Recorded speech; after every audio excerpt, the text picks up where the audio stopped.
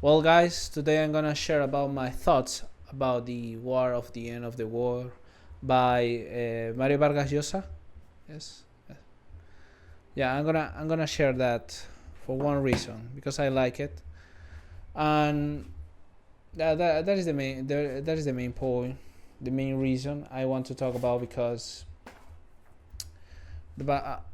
it's truly captivating and also like especially how it portrays like the characters, particularly and those from the Brazilian government.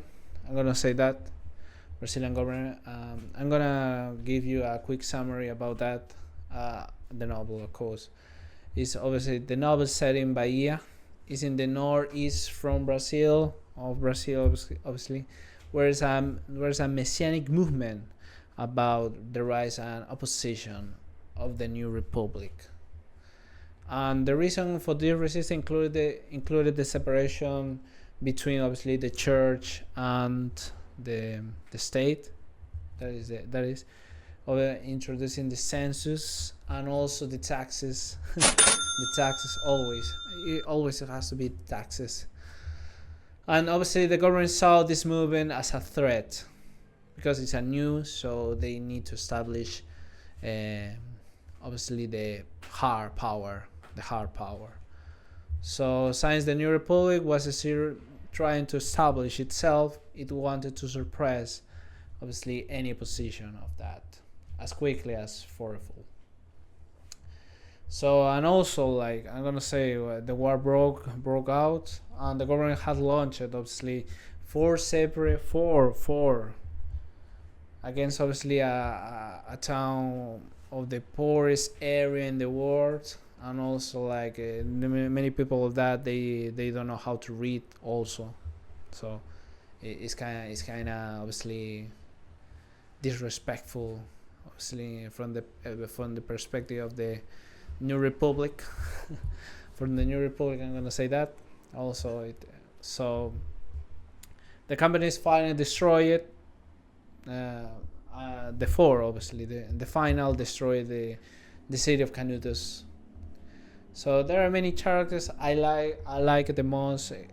I like most of them, the characters. They're very interesting, but except from the circus, the draw, the bird lady, and the little man. I'm gonna say very honest for me. It's kind of it's very unnecessary. It's kind of okay. I'm gonna say that maybe because it's one of the best of the novels of Mario Vargas. So I guess I have to accept that. So so obviously there are many characters, but without the circus, 150 pages about them they could have been cut because it's too long. It's like 800 pages. It's too long. It's fucking too long. Well, I'm gonna say now back to the main point.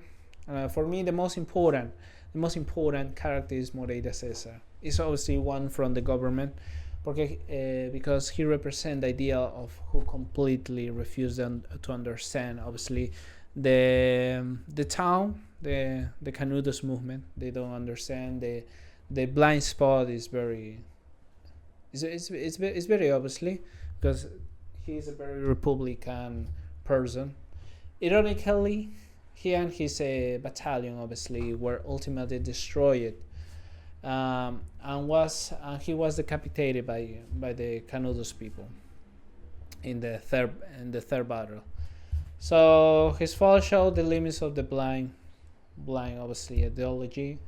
In the end, obviously, the novel shows how the New Republican didn't want obviously to appear weak, especially for the uprising happening at the time, because there was another uprising against the republic before obviously Brazil was a monarchy.